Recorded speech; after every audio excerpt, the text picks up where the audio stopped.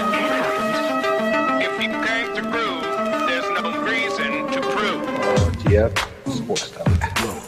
RTF Sports Talk. RTF Sports Talk. RTF Sports Talk.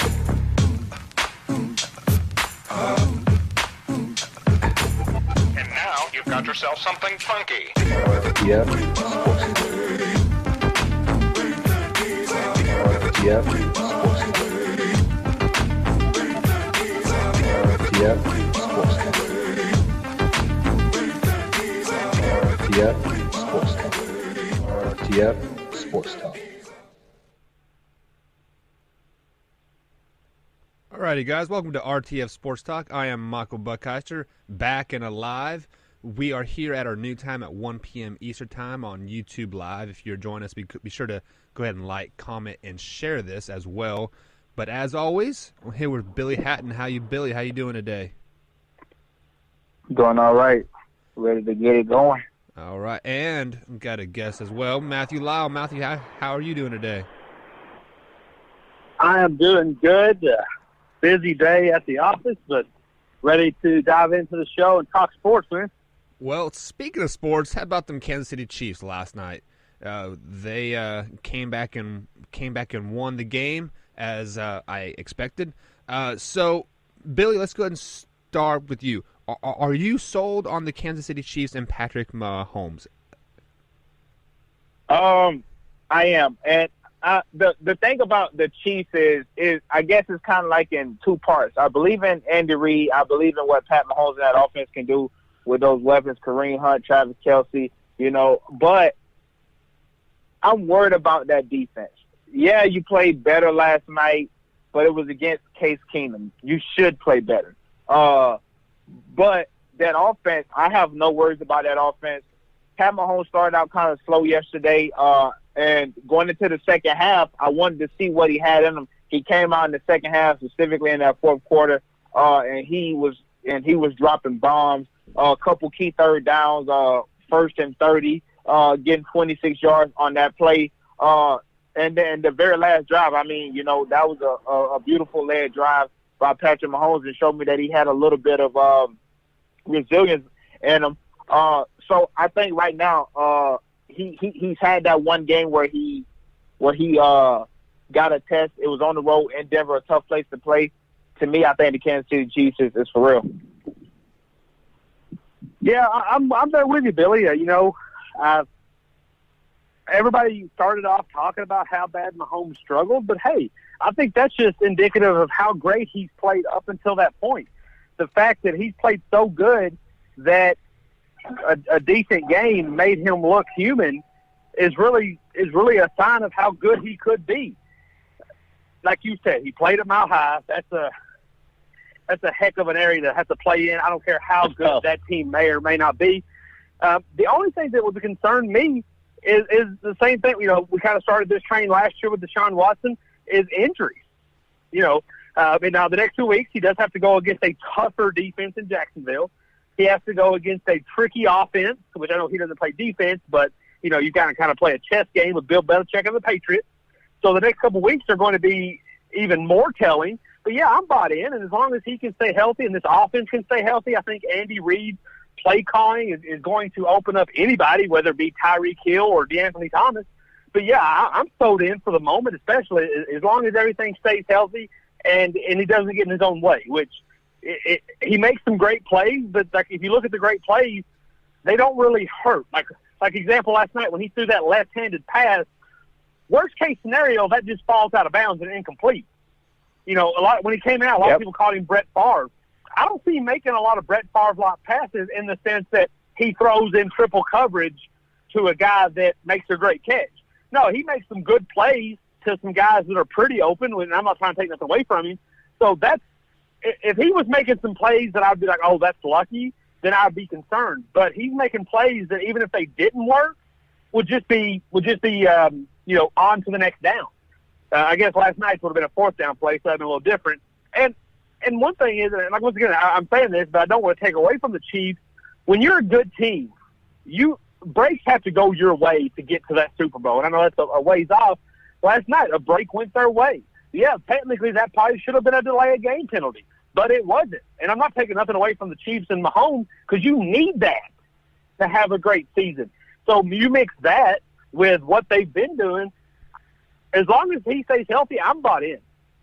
Well, Matthew, let me stop you right there. Yeah, I definitely agree with that.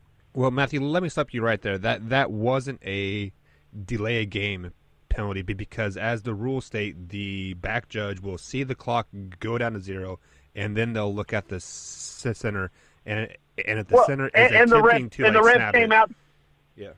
Yeah, but the refs came out today and said that they missed the call. I mean, it was a missed call. They missed it, but it happens. That happens in life. Okay. You know. Well, guys. I mean, as a Patriots. Go ahead. As a Patriots fan, we lucked out last year against the Steelers because, by all intent and purposes, the tight end made the catch. I'm not, like I said, I'm not taking anything away. Things like that happen, and the good teams benefit from it. The good teams take advantage of it. And like I said, I don't mean that. You got to take advantage of it. Yeah, you got another opportunity. And like I said, yes, I get the rule that he's supposed to look at the clock and then look back, but I watched it on replay. It was 0 for about a second and a half. So in my opinion, that was a missed call. But I'm not taking that away from the Chiefs because the Chiefs still had to finish that drive, and they did. And that's what good teams do, and that just furthers the point of me being bought in. All right, guys, and if you look at the top right of your screen there's a poll. The poll question is if the Kansas City Chiefs are going to win the Super Bowl, yes or no. So, Billy, the question rises to like you. Last year, the Chiefs started 9-0, and then they stumbled in the second half of the season. Do you see them actually putting a full season together after what you saw last night, or what is your realistic expectations of them moving forward?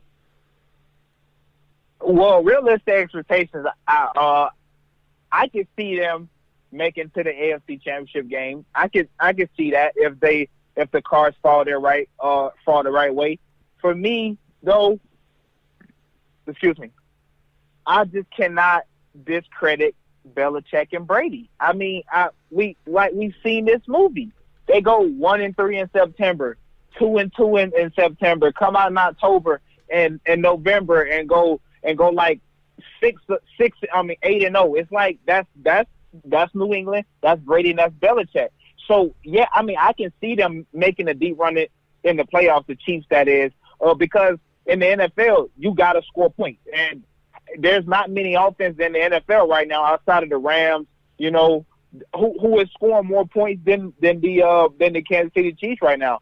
So yeah, they have a shot of making it to the Super Bowl. They have a shot of winning it, but if you guys don't fix that defense, I think that's going to be the holdup, because every game is going to have to be a shootout. That defense is going to have to get better before I could say that they're ready to be there. Although the New England defense is terrible, we've seen this happen. Belichick later on in the season they'll be top 5 in defense. So yeah, they got a chance, but I'm gonna pump the brakes. Matthew, thoughts? Well, so if you mean are they going to put a whole season together, as in the sense are they going 16-0? No. But if they start, like, I don't see any landslide outside of injuries. I don't see any landslide or snowball effect coming in their future. If they start 8-1, 7-2, I could see them ending 13-3, 12-4, 14-2 type thing. And the reason that is because I felt when you had Alex Smith, you played for field goals, and anything else was bonus. I now feel like at any given time, this team can and probably will score a touchdown. Now, Billy brings up a great point about that defense, and he hit that on the head. I'm not going to belabor that point. Now, on this Super Bowl, for the most part, the NFL, you have to pay your dues to win the Super Bowl. Like, for example, New England, they've been there, they've done it, they win, they lose. Even Jacksonville, last year, they really came out of nowhere with that hot start, made it to the AFC Championship game, and was like, oh, this is what it takes to win. We didn't have it, now they do. Now, I don't know if they're going to win the Super Bowl, but now they're better for it. This year, I can easily see the Chiefs getting to the AFC Championship game. But I think I don't know if they quite, whether it be Mahomes, we talked about this with the Browns at the beginning of the season. they're a much better team, the Browns and the Chiefs, but there's something to be said about learning how to win. And the Chiefs, they really haven't won at any level as a team. You know, Patrick Mahomes at Texas Tech really didn't win. Now, in the NFL, he's having a good start. He's got to learn how to win those big games. Same could be said for Tyreek Hill and Travis Kelce and Andy Reid, for that matter. So I think the future is very, very bright for the Chiefs. I just don't think, you know, a 16-0 Super Bowl year is this year. Now, if they go 13-3, make it to the AFC Championship this year, I would say watch out for them next year. Kind of like the Rams. The Rams last year had their jump start, came out of nowhere, got in the playoffs, got smacked. This year, watch out for the Rams. It's their second year. They're building on what they learned last year. So the future for the Chiefs are very bright, in my opinion. All right, so moving on and teaching and like learning how to win, the Indianapolis Colts run a fake punt on 4th down Sunday night versus the Texans. Matthew, would you change this call, or what would you do in this situation?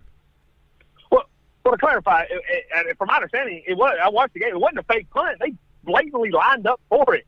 Like there was no even thought of a punt. Like they blatantly lined up to go for it and didn't get it. Now, I like the call. The only reason I like the call is a football play, because I think ties are stupid. We talked about it week 1, Browns Steelers. I do not like ties. The only thing I don't like about it is you're bailing out the NFL. The NFL, if they would have tied, there was a couple opportunities. The Titans had a chance; it could have ended up in a tie, and the Colts and Texans could have ended up in a tie. If one of those or both of those would have ended up in a tie, it would have been the most ties in a season since overtime was introduced. That would, in my opinion, if that continued, the NFL would have received an uproar from its fans and may have been forced to make a change. But this play and plays like this, because other coaches are coming out and defending him and saying, you play for a win, you don't play for a tie. This is bailing out the NFL on what I think is one of the worst rules. I think you should play to have a winner, and I think we need to have that now. And if you would have had another tie, we'd have had 3 ties after 4 weeks, and then we'd have had 7 ties at the end of the season, which you're easily on pace for that. The NFL would have been forced to change. But this go-for-it mindset is great on the field. I'm for that on the field. But it's bailing out the NFL because the NFL says, you know what? I don't need to make a change. It's resolving itself. So, and I don't like the NFL getting that cop-out. So are you saying that the Colts went for it to win the game to bail out the NFL? No, they went for it to win. Like, they went for it for the win, and I get that. I'm for that. But the NFL, because certain things in life just happen to bail out teams. Like, not to go to a different story, but what happened to Eric? What happened to? I'm drawing a blank on his name. Eric Thomas. Or Earl Thomas. Yeah, I don't know how I drew blank on that. What happened to him bailed out the Seahawks thinking. Now, he didn't get hurt, or the Seahawks didn't put him in a position to get hurt on purpose, but it bailed them out. And sometimes that happens. Sometimes something happens, not meaning to, that bails out a poor/questionable decision. And I think fully the coach wanted to win, even though the play that was called, even if they would have picked up the first down, they would have still been about 60 yards away with about 20 seconds and no timeout. It really wasn't – that one call wasn't set up very well. I'm okay with the call. I think the coach wanted to win. But subsequently, it bailed out the NFL in this hideous, not 10-minute overtime leading to tie rule. Yeah, I mean, I agree. I like the call. The one thing I don't like is I don't like result people. And, like, what I mean by result people is the people who look at a situation and then after the fact say, oh, yeah, you shouldn't have done that. Because there's no way if Bill Belichick would have lined up to do this, we would question whether or not that was the right call. Or if Nick Saban had done this, there's no way that we would be questioning, oh, did he make the right decision? Is it stupid? I heard so many people yesterday over the airways talking about this, and they were literally outraged about it. And I'm like, it was a 4th down call. Nobody said anything about Mike Vrabel, who went for it on 4th and 2 in overtime. You know why? Because it worked. See, and that's how this generation works. If it works, that was a good decision. You know, I take it back, and not to go to basketball, but always this is always a good example when I'm talking about this. It's back in LeBron James Miami Heat days. You know, against the Chicago Bulls, I believe it was Game 3. Drives down the lane, kicks it out to Chris Bosh. Chris Bosh missed it in the corner. Oh, LeBron James is scared to take the big shot. He passes it up. Game 5, he come back, do the same thing, hit Chris Bosh in the exact same corner. Chris Bosh make the shot. Now LeBron James is the smartest basketball player to ever live. I hate those people because you're basing your decision off what was the end result, you know. And to me, he's trying to win the game. And to Matthew's point about bailing out the NFL, no, it wasn't intentionally. But what he's saying is he know that there's a potential for a tie because the NFL have no way of crowning a winner, i.e. NCAA. So he's saying my best choice is we're either going to lose this game or we're going to go win this game because I'm not dealing with a tie. I like the call. I don't see what the big outrage was. The real problem that I hear nobody talk about right now is Andrew Luck can't throw a 5-yard pass without hitting a guy on the foot with it instead of hitting him in his numbers. Because maybe if he hits him in the numbers, maybe he catches that pass. But everybody talks about the head coach. I'm sure his players love that idea. Andrew Luck came out and endorsed that. So, I mean, I have no problem with the call. Well, and to add what you're saying there, Billy, I'm also the same with you. Like, the results-driven mentality I don't like. And I also don't like the mentality, and I'm not saying that you were alluding to it, you just kind of brought it up to me, and what you said made me think of it. Andrew Luck made a lot of great passes that game. He also he had 4 touchdowns. Yeah, the defense made a lot of mistakes. Maybe if you make one less mistake somewhere else, you don't even need to be in that situation. That goes for both teams. So That's one reason I'm not so hard on that play, because if Andrew Luck or maybe another receiver or a coach or a defender or a defensive lineman didn't give 100%, maybe if there's one other play that you change somewhere else that we will never talk about, this game is not even necessary. But here we are, and exactly, and that's why we're going to talk about this, or using a timeout where you shouldn't. So I'm all for the play. I just hate that the NFL gets to sit back and say, see, we don't need to change the rule. It works itself out. I definitely agree. So let me pose a question to you guys. The competition meeting, or the competition team is meeting about the quarterback rule. I believe it's this week, actually, that they are meeting about the rule is too tough. They need to adjust it and that kind of thing. Do you think if there would have been another tie this week, they would have been having a meeting about the ties as well? I don't think so. That's something maybe later in the year, but this short season has brought up so many other things that you have to get to. And some of it comes from collective bargaining, these guaranteed contracts that have been a big deal since the NBA free agency, and that got some of the NFL players started. The roughing the passer, the unnecessary roughness on both sides. I think it's funny that I saw 2 plays on primetime football, both Monday night, the tight end for the Steelers, and there was a play last night that the offensive guy hit the defensive guy harder than the defensive guys are allowed to hit the offensive guy. So I think there's so much more on the plate right now that even if both the Titans game and the Colts game had ended in tie, that this wouldn't have been a discussion now. But I'm in this for the long con. I'm willing to take 8 ties this year for us to get rid of it forever. So I'm in this for the long con. That's why I don't like to see 2 bail those out. But that's any here or there. I think it'll start the discussion. Will they probably be meeting? No, but I'm sure back and forth they'll be rumbling. Also, I don't think that they'll be able to change any rules right now, because I think the overtime rules right now are already kind of every week there's somebody forgetting that, oh man, if this team kick a field goal, they don't actually win the game because the other team still get a chance to score or kick a field goal because they kicked the field goal and didn't score. So I think right now to change rules mid-season, and now you have to say, well, now when the game ends, somebody still has to win. So does the first touchdown still apply? Or do the field goal now win the game? So I think at the end of the year, that would be something that they would probably definitely consider, in the offseason. They have time to rethink everything over. I think right now, I think it's fine. I don't want to see the ties, but I think right now it's not as much of a problem as it probably could have been this week. Had both of these games ended in a tie, the Texans and the I'm drawing a blank on the other one.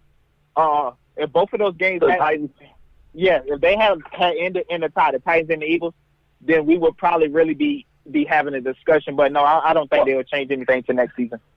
Well, and here's the thing: you talk results driven. Even though every rule has an impact and an effect on a game, the ties have a direct impact. And even if there would have been 2 or 3 ties this weekend, that's not a rule you can change mid-season, because you're going to sit back and you're going to have the Browns, the Steelers, Absolutely the Packers, correct. the Vikings saying, "What about us? Our Absolutely season's correct. and you changed it." So even though all rules do affect the game in some capacity, these rules have direct result impact. So I don't think you can change that rule mid-season. That has to be new rule, new scratch type thing moving forward. That's a good point. I didn't even think of that. Oh, okay, well, let me oppose this question or this thought for you guys. During the playoffs, the overtime rule automatically changes. They have a 15-minute overtime period, and they play until somebody wins. So why can they not enforce that playoff overtime rule into the regular season starting week 5? What would be the big deal? Well, because you're going to have the same. You're going to have the same thing. You're going to have guys with ties saying, "Well, what about us?" You're going to have. There's a chance, as much I hate to say it, the Steelers and Browns and that whole division still open, and there might come a time where you got the Steelers and Browns looking at each other and say, "You change this rule week 5. Now what about us?" Okay, well, and that's the crazy thing too. Let me stop you right here. You can't just change a rule like that. That would be like if you change the point value mid-season. Well, let me stop you. Let Let me stop you here. They are going to change the quarterback rule or the roughing of the pass rule this Okay. like Which I don't this think they're week. going to change it. But Well, there's going to be some change up, like either calling they're it going to softer clarify it a or little something. further. I'll give you that. Okay, so since Clay Matthews has basically cost his team 2 games because of roughing of the quarterback, wouldn't that be the same way? Say, hey, this is not a roughing pass I don't think round. it's the point. I don't think that's the point I'm saying because go ahead, Matthew. Well, I was just going to say, it's the point I just made. All rules affect the game to a point, and like Billy said, results-driven, ties are directly connected to results. Everything else is kind of sprinkled in between. Like, example, the Clay Matthews, what you're bringing up, Mike, those 3 plays, those 3 penalties, both teams, or all 3 games, they still had multiple opportunities for an outcome. I mean, that was going to be the point I was going to bring up. The Vikings literally drove down the field, scored a 2-point conversion. So yes, that Clay Matthews penalty had an effect, but it did not directly cause the outcome. And the NFL has lucked out that no games have been that. That it was the final second, 0 seconds on the clock, and now you get one more play. Any Vikings fan or Packers fans that tries to tell me that, I'm going to say, well, stop Adam Thielen. Well, stop Stephon Diggs. Well, score in overtime. I'm going to give you that. But when you have something that literally could not be controlled, that clock hit 0, and there was no other rule for them teams to do. And it just so happened that both ties this season have been division, with teams that are looking to compete in division.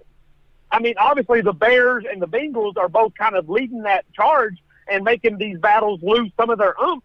But there's in 12 weeks, there's no reason that the Vikings and the Packers can't be fighting for that division lead. And now this tie is going to come down. I do not see that rule going into effect mid-season. And to your further point, I don't see them really changing this roughing the passer. I think they're going to throw some fancy words around it, but they like this. Well, yeah, that's what I was going to say. These ties have already happened, so it's going to be hard to try to say you're going to go back and change somebody's record. It's almost like in the NBA when they do the last 2 minutes, whatever they call it, and the referee say, oh, well, we missed this call. So what are you going to do? You can't go back and change the other team's record. So I think that's the difference between the Clay Matthews rule or the roughing the passer rule, because that one, you still have plenty of time to play. There's plenty more games left to be played. Also, they had already kind of revised the quarterback rule already, saying now that the referees have to measure intent, whether or not the player tried to move over to the side or whether they tried to put all their body weight on them. So, yeah, I think the rules are – I think the two things are kind of the same, but it's on a different side of the spectrum. Like I say, these teams' fate have already been finished weeks ago. Week 1. Now we're finna go into week 5. There's no way you could just change the overtime rule, because now what do you do with the Pittsburgh Steelers and the Cleveland Browns and the Packers and Minnesota? Do you let them play another game, but you preach player safety? You can't take away the tie, because now they're missing a game. So it's like, what do you do? This is a rule that's going to be here to stay all through this year. Maybe next year they're looking to try and change it. All right, guys, so let's go ahead and move on to the next question of the day. College football had a pretty exciting weekend, and down there in Texas A&M, Jimbo Fisher, I guess, lost his cool. It was toward the end of the game, and it may be in a timeout. I'm not for sure exactly when it happened, but he goes and grabs a player by the face mask and shoves him out of the way and starts yelling at him. After the game, Jimbo Fisher preached that the team needs to be more disciplined. They're playing XYZ. So moving forward, Billy, let me ask you this. Does Jimbo Fisher need to be punished for like one? Does he need to be more disciplined? And at the end of the day, what happens with Jimbo? I'm going to say now nothing happens to Jimbo. I'm going to answer that question first.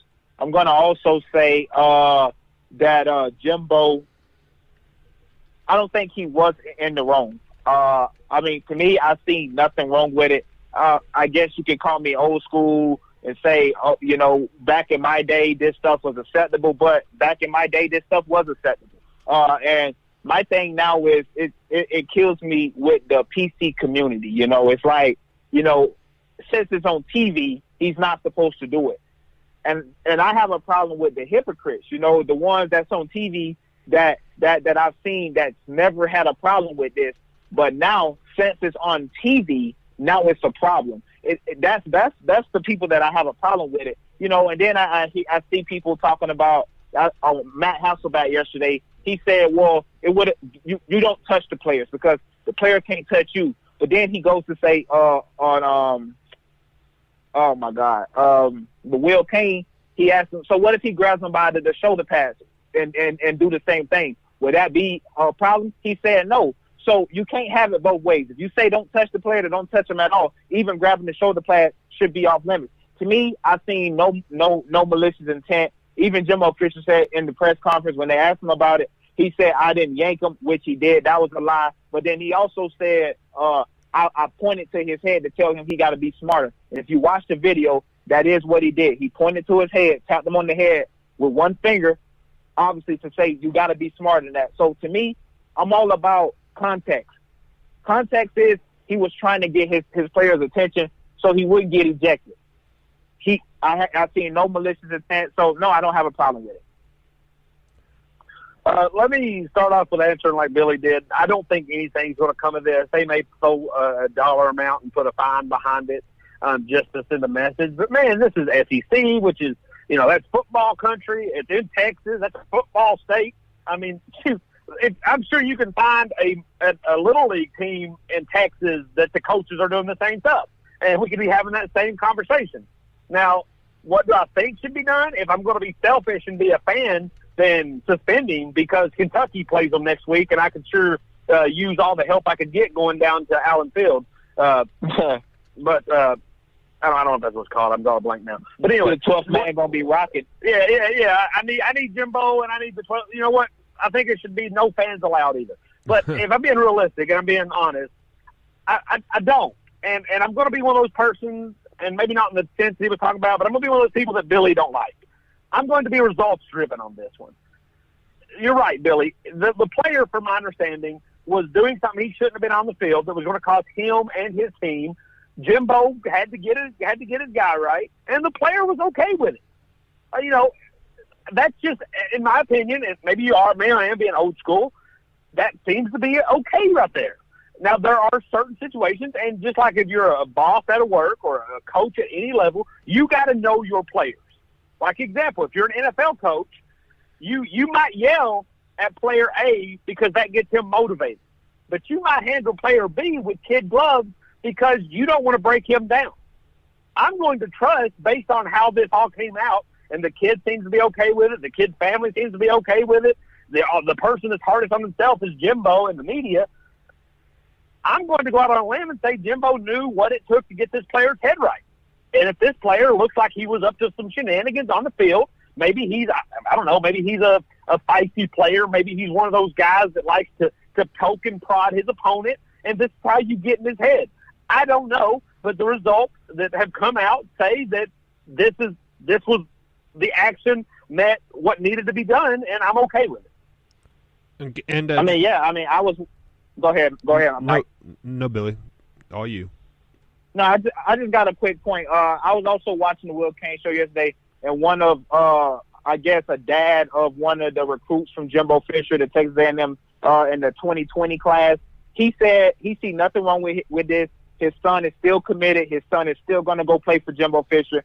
And I think, and he said people need to just stop being so sensitive. And I agree. If kids' parents don't have a problem with it, to Matthew's point, the kid also came out and said he didn't have a problem with it. Then who are we to say you should have a problem with this? So, I kind of want to echo the PC community hat that like you came up with, or not came up with, but brought up, I should say. I coach high school ball, and I was actually ejected Friday night for telling the referee that is a horrible call. So to see what Jimbo Fisher did, like, I was raised the same way you were, and I totally agree everything that like he did, and there should be no punishment whatsoever. It's a social media era. That's what it is. That everything is on social media. Everything gets blown out of proportion. Where you can't say nothing about anybody. And everybody have to get along and, kumbaya and namaste, that everybody just has to be good vibes. And if not, you're considered an outcast. You consider, somebody who like to bend the rules. I don't see anything wrong with it. He grabbed his face mask. Lord have mercy, he's playing football. Yeah, there's a lot more stuff happening at the bottom of the pile than somebody grabbing a face mask. Yeah, exactly. But moving on, speaking of NCAA football, Week 5 is now complete. Week 6, I believe, starts tonight, actually, with some, lower tier games. So, Billy, we're going to start with you on this one. So far, who is your rankings, or what is your rankings of the top 5 power conferences from 1 to 5? Who do you got? I got the SEC at number 1. No surprise there. I know me and Matthew was going. We always get into it about the SEC, but I as of right now, I cannot take anything away from what the SEC has done. They got 4 teams ranked in the top 10: Alabama, Georgia, LSU, and Auburn. Then right there at 13, I believe is your Kentucky Wildcats, if I'm not mistaken, Matthew. And then who was the 6th team? I can't remember right now. I'm drawing a blank. Florida is 23. Florida at 23, correct. They just jumped back in. But I think the SEC is the best team. It's the best conference. Secondly, I got the Big Ten. I think that Big Ten East is that's who it is right now. Ohio State, Michigan State, Penn State, Wisconsin. At number 3, I got the Pac-12. I like the Pac-12. They have, I believe, 5 or 6 teams that's only got 1 loss in that Pac-12 South, with only 1 team having more than one loss, and that's Oregon State. Colorado is also 4-0. I think USC is not a bad club. I think really truly the only bad team in that conference is UCLA. I don't know what Chip Kelly got going on right now down there in California, but I got the Pac-12 at number 3. I got the Big 12 at number 4. And I guess I got them there because I don't know what to expect out of everybody else except for Oklahoma. I know what Oklahoma are going to give me. West Virginia, yeah, right now they're undefeated. Will Greer, I like him a lot, but it's West Virginia. We've seen this move before. Texas is going to get a test this upcoming week, so we'll see how they respond. And then 5th, I got the ACC. I just don't really trust any team in the ACC anymore. You know, I guess having Notre Dame being there is a little boost. They're like a part-time ACC team. But right now with Clemson, with the quarterback change, who knows we're going to get there. Miami, I don't know if they for real. They play my Seminoles this upcoming week. That's always a tough game. So, yeah, I think I got the ACC at number 5. I don't know if you can hear this clap, Billy, but that was beautiful. That was a thing of beauty. I can just sit back and kick my feet up because my work here is done. Billy did it for me. Just going to do a real quick recap. At Billy, number 1, SEC, absolutely, especially right now, week 5. Now, things could change over the next 7 weeks, but Alabama looks by far the best team out there. Georgia looks like the second best team out there and still doesn't really look like they can compete with Alabama. Auburn, LSU, LSU actually has a quarterback, and to go with that defense and that defensive line and Greedy Williams at corner, I'm excited to see that.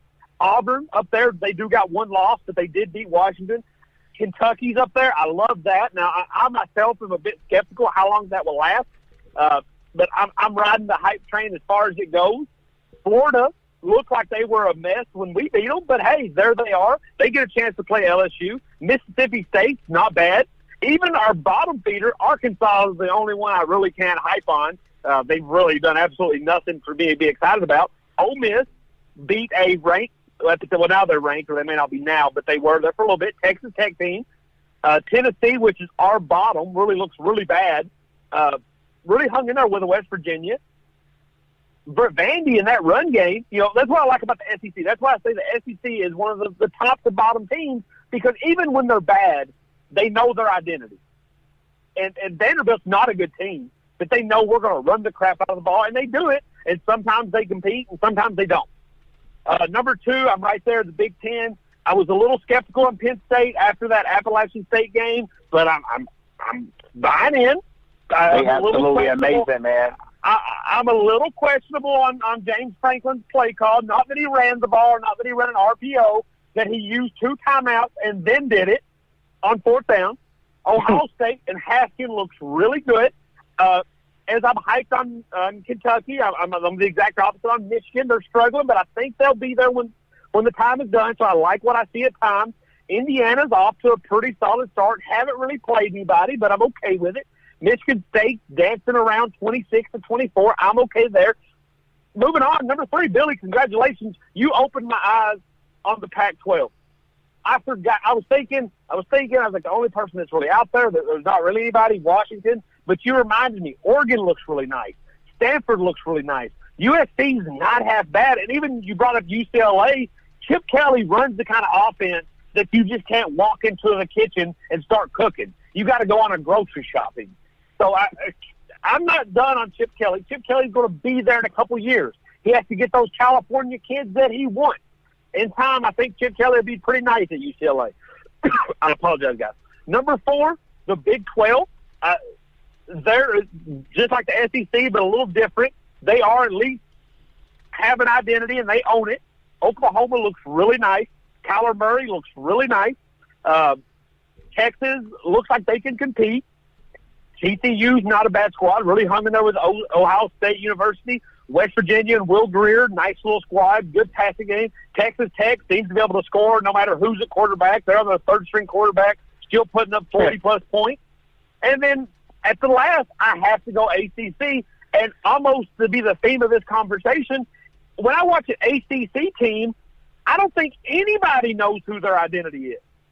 Clemson yeah, they're probably the best. I mean, they're obviously the best team in that in that conference. But who knows what's going on at that quarterback position? Miami, since losing to LSU at the beginning of the year, have kind of gone unnoticed. Boston College shocked some people and then fell. Virginia Tech seems to be wanting your attention, and then when you give it to them, they don't want it.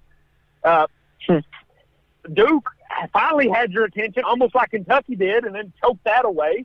And then I made the joke, Florida State, Louisville, somebody has to win that game no matter who likes it. And if you watch that game, yeah, one of the, like, you watch that game, Louisville played great in the first quarter. I didn't think Florida State wanted to be there. And then I think Louisville forgot how to play football in the second half. So, that's why you got to follow my Twitter, man. I'll letting it have it. Well, so there you go. I mean, I don't know. The ACC just does not look impressive to me at all. Georgia Tech's getting smacked by almost everybody. I don't know what Wake Forest has got going on. So I'm right there, Billy. I'm glad you're speaking with a little bit more sense. You convinced me on that the move into the Pac-12 up to that 3 seed. Because the way the season's gone this season, college football, if you don't say the SEC at least right now is number one, you're going to come across as a hater. I'm glad you didn't. Yeah, that's the problem. I am at peace here. All right, guys. So, quick question for you: who is the best team in college football right now? Oh, that's Alabama. No. Listen, Alabama. Listen, Alabama third strings could probably beat just about anybody. Except for Kansas State. You got, dude. Look, this for comparison. He said K-State. The running back for Mississippi State went into K-State and put up 200-plus yards rushing. That same individual came into Lexington against Kentucky and had 6 yards rushing. He got lucky. We got a little Kentucky-Kansas State. Rivalry. But I mean, Alabama, let's face it, we've talked about it, whether right or wrong, whether they deserve to be in the Final Four, they're always there, and their defense and their run game gets it done. And now they have a good, at least at the college level, I'm not ready to anoint him in the NFL, but at the college level, they have a really, really solid quarterback and a backup that has bought in. When he played last week, when Jalen Hurts played last week, he basically kissed his red shirt and extra year of eligibility goodbye. And that means volume to Nick Saban. Exactly. That means he has bought into that program, that team, winning that ring. I don't know if anyone's stopping them, and by stopping them, I mean even coming close. I don't know if Georgia can duplicate the great game they gave us last year. It might just be hideous from kickoff. Yeah. Now, the only thing I got to say for you SEC haters or people who don't like the SEC, and I don't mean like hater as a negative term. I mean hater as in I'm tired of seeing the SEC. Let me ask you something. That'll be me. If LSU beats Bama, and then LSU and Georgia is in the conference championship game, and Georgia beats LSU, and now you have a one-loss Georgia, you have a one-loss LSU, and a one-loss Bama, my friends, you are not keeping Bama out. I'm just going to say that right now. Bama has beat teams by 60 so bad, Bama's in it, and whoever won the SEC's in it. And you know what? Depending on what Notre Dame and everybody else does, they might just let LSU in. So listen, man. Go ahead. I'm just saying, if you're an SEC hater or you're tired of seeing the SEC, root for Bama. Root for Bama to destroy everybody. Because let me tell you, if Bama doesn't destroy LSU and LSU looks consistent, looks like a decent team, they might just get in with them just because of that. They might look at LSU. So if you're an SEC, as weird as this sounds, if you're an SEC hater or you're tired of the SEC, roll Tide, baby, because you need them to destroy everyone. So Auburn, LSU, and Georgia has no credibility and gets left out. Because if any of those teams have one loss and beat Bama or even compete with Bama, Bama's so good this year, they're going to drag them in. I'm just saying. All right, guys. Yeah, it's not even close, man. Well, so we actually had this conversation on Big Blue Breakdown last week. Do you think Alabama can beat the Jets?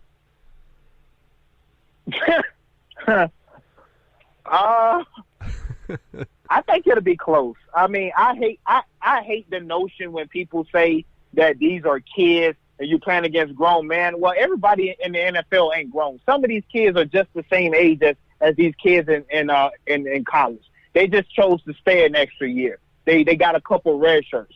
So, I hate the notion that people say, it's the NFL team. These guys get paid. They're professionals. Yeah, but these guys are also going to be professionals. So, I think they have a shot. If Nick Saban, I'm going to say no, only because, and I get what you're saying, Billy. Now, I will say that Alabama does have, I'm sure you could find a position on Alabama, you'd have to look, that isn't chock full of NFL players. Whereas in the NFL team, everybody on there is, of course, an NFL player. The only thing that I would say would stop Bama is because, what is Bama? Bama's a defensive team. The NFL this year, they got NFL defenses looking shook off the rules. These college kids wouldn't know what to do. And I'm not saying that's a bad thing. They'll learn. They'll learn in time. All these Alabama kids will learn next year or the year after. They'll adapt. They'll learn and be like, oh, I can't do that.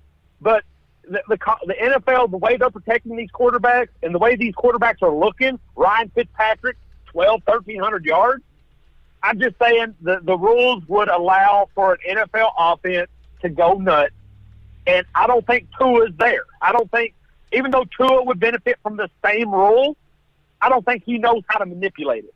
And I think this goes against something that if all talent is equal, if you gave me the Jets and then you gave me the Bama, all the talent might be equal, but those Jets players know how to compete on NFL Sunday. Bama players don't yet. And to further Billy's great point, Sam Darnold, the Jets quarterback, technically could be a senior in college. So I don't want to hear it either about, they're adults versus kids, because if Sam Darnold made a different decision, he could still be in college. So, but I just think there's something, you just learn something being in training camp, being around the film all day that you are in the NFL. You just learn a little something. You learn how to trick the ref. When you're a cornerback, you learn how to trick the refs a little better in the NFL. So those receivers aren't running as free as they do in college. So I don't think they could win, but hey, I hope sit patient, young blood. Everybody on Bama will probably be in an NFL uniform in the upcoming years. All right, guys. I definitely agree with that. I agree with that statement.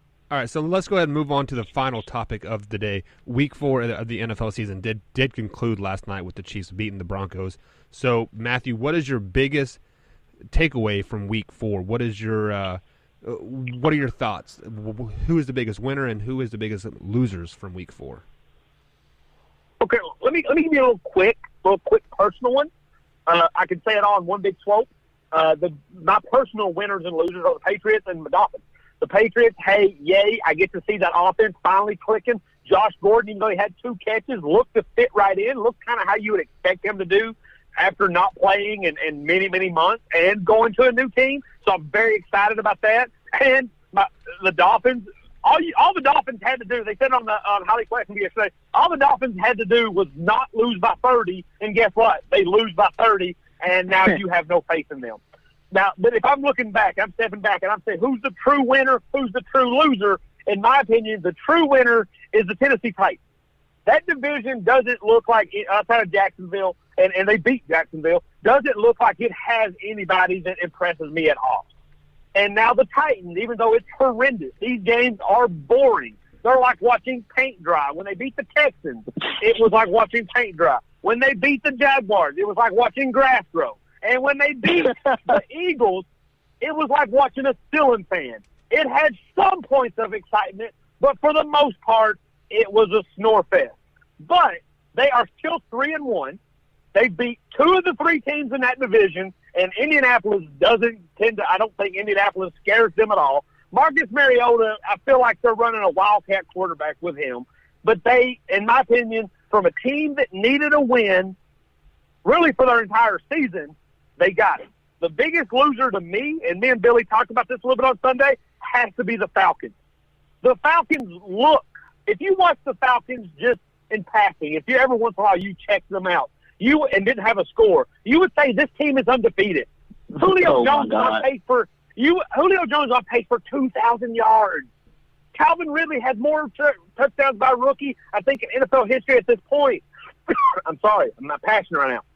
but they are horrible. They are losing. They lost to the Saints. They lost to the Eagles. They lost to the Bengals in crazy fashion.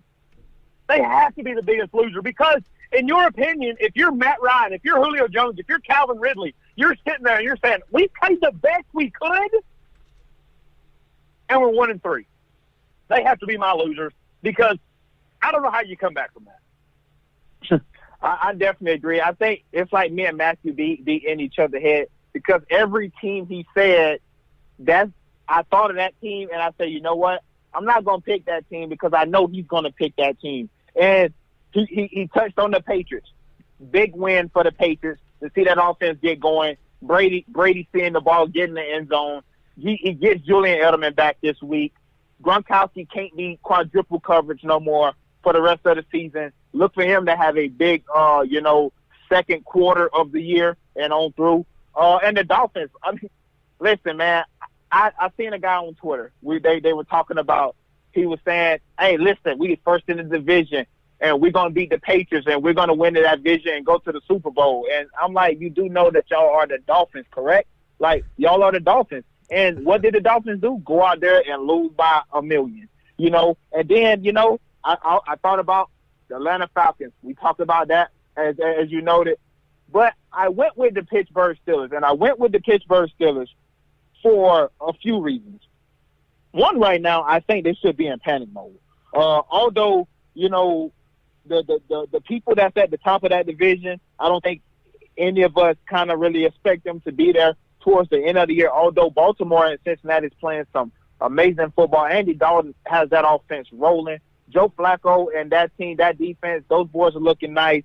But I look at the Steelers. Le'Veon is coming back after Week 7. That's what they say, but Week 7 is their bye week, so his first game back officially will be Week 8. But I'm just looking at their schedule right now. They got to go play these Falcons, next Sunday. And the Falcons, Matt, like you said, Matthew, you're just looking at, what you see on the field, no score, that offense. Matt Ryan is having the year of his life. I think he's at 10 touchdowns, 2 interceptions right now. Calvin Ridley got 5 touchdowns over the past 2 weeks. I mean, he's looking like, Sanu is starting to get right. And as you say, Julio is being Julio. He just hasn't scored a touchdown yet, him or Odell Beckham. And then, right after they play the Falcons, they play the Bengals, who's hot right now, who's at the top of that division. And then they go play the Browns. Now, we don't know what Baker could be. He looked pretty average the other day. He didn't look terrible. He didn't look great. But who knows where they could be, couple missed calls in that game. Who knows where the Browns could be at that point of the season? Do Le'Veon play that first week back? How many carries do we get? Do we even suit up at all? I think there's a lot of questions surrounding that team. And then they go play the Ravens and then the Panthers. Those are not easy games. So I think right now, loser, definitely the Steelers. Winners, Kansas City Chiefs. To go to Mile High, win that game, stay undefeated. Patrick Mahomes still looked like he's the guy. He looked pretty shaken in the first half, came out in the second half and played amazing. So I think the Kansas City Chiefs and their fans have to really be, patting themselves on the back, or not really patting themselves on the back, but giving their quarterback and giving their team a hand clap for coming out of Denver with a win. So I think I was going to pick the Titans as well, Matthew. That's why I know me and you. It's like me and you are the same people. But that division is so wide open. I don't trust any of those teams in that division, so I didn't pick them. Well, I get that, but that's why I think it's a big win for them because it is so wide open that 7-9 not winning that division. So if you're sitting at 3-1, you're halfway there, and the season's only a quarter way over. So I think that's big, especially with them already beating too. But hey, the Chiefs, that's big to go on the road to play a defense like that. It's like they're easing Patrick Mahomes into it without actually easing him into it. He gets to play a tough defense with no offense. But he has to go on the road. Next week, he'll play a tougher defense and a little better offense. And then when he plays the Patriots, he'll play a smarter defense with a better offense. So he slowly gets to gradually, prove what he has. I definitely agree. All righty, guys, and we're going to go ahead and wrap the show up right there. As always, thank you for joining us. If you haven't yet already, be sure to like, comment, and subscribe. Also, share this video as well so we can start getting the following built back up. This is our new time. and channel, 1 p.m. Eastern Time, Tuesdays and Thursdays. And then we'll be back on Sunday at 9:45 for another NFL Pick'em. As always, guys, thanks for joining us. Billy, where can people check out your unpopular opinion? Spotify, Apple iTunes, Breaker, Stitcher, Spreaker, anywhere you find your podcast. Also, you can follow the Unpopular Opinion Facebook and Twitter page at Unpopular 2018. It should come right up for all the news. And those links are in the description below. Any last thoughts before we head out? Go Noles. Let's beat Miami. Matthew, any last thoughts? Go Big Blue, and check out Billy's podcast. I got some stuff coming out I'm still working on. Big Blue Breakdown be on tomorrow night. Great. I'm really glad with the new time slot because the sports time's heating up, and I love to be a part of it. All righty, guys. As always, thank you for joining us, and we'll see you on Thursday. Have a good day.